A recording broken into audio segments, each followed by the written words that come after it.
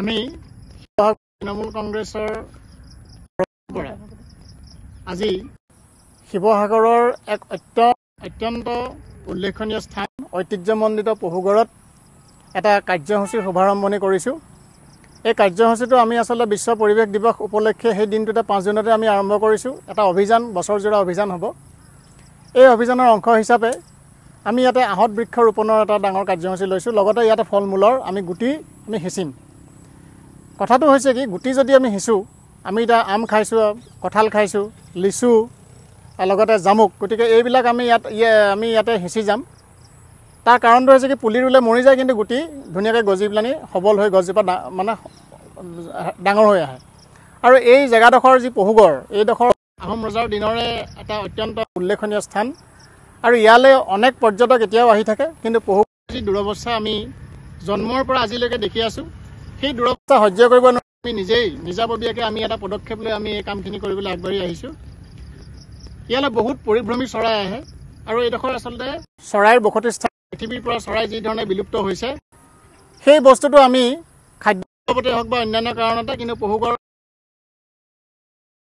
দেখিছোঁ। সেইকাৰণে আমি ইয়াত ফল মূলৰ বৃক্ষ আমি ৰোপণৰ কাৰণে বা আমি ফল মূলৰ বৃক্ষৰ গুটি আমি সিঁচিবৰ কাৰণে আমি ইয়াতে এটা ব্যৱস্থা লৈ প্ৰথম কথা। দ্বিতীয় কথা, আজি ইমান দিন পহুগড়ৰ কোনো ধৰণৰ সংৰক্ষণ সংবৰ্ধনৰ কাৰ্যসূচী চৰকাৰৰ তৰফৰ পৰা লোৱাই স্থানীয় বিধায়ক অখিল গগৈয়ে প্ৰথম যেতিয়া জিকিছিল, তেওঁ জিকিয়ে পহুগড়ত খুব তেওঁ আহি টহল মাৰিলেহি, এইটো কৰিম সেইটো কৰিম, কিন্তু আজিলৈকে যোৱা 3 বছৰে আমি তেওঁ কোনো ধৰণৰ পদক্ষেপ দেখিলোঁ। সেইকাৰণে আমি ভাবিছোঁ যে কোনোবাই কৰিব বুলি ৰৈ থাকিলে আমি নিজাববীয়াকৈ আমি এতিয়া কিবা এটা কৰিব লাগিব। আমি সেইটো কৰিছোঁ আজি অভিযানৰ অংশ হিচাপে। আৰু ইয়াৰ পিছৰ পৰ্যায়ত আমি কি কৰিম, আমি আমাৰ মাননীয় বিধায়ক মহোদয়ক আমি দাবী জনাইছোঁ, প্লেন গাৰ্ডেন এখন কৰিব পাৰি, বিভিন্ন ফল মূলৰ গছ ৰোপণ কৰিব পাৰি, ইয়াতে পাৰ্কৰ ব্যৱস্থা কৰিব পাৰি, ইয়াতে এটা ৱাটছ টাৱাৰ লাগিছিলে, বিশেষকৈ চৰাই নিৰীক্ষণ কেন্দ্ৰ।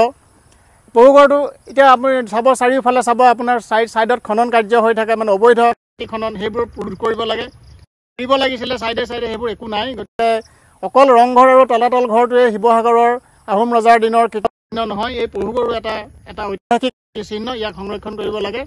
সেইকাৰণে আমি কেৱল মহোদয়ে নহয়, আমি নৱনিৰ্বাচিত সাংসদ মহোদয়কো আমি দাবী জনাম যে পহুগড়ৰ পৰা তেওঁলোকে এটা অত্যন্ত মানে আপোনাৰ ইফেক্টিভ এটা কাৰ্য ব্যৱস্থা লৈ সংৰক্ষণ আৰু সংবৰ্ধনৰ ব্যৱস্থা কৰিব লাগে।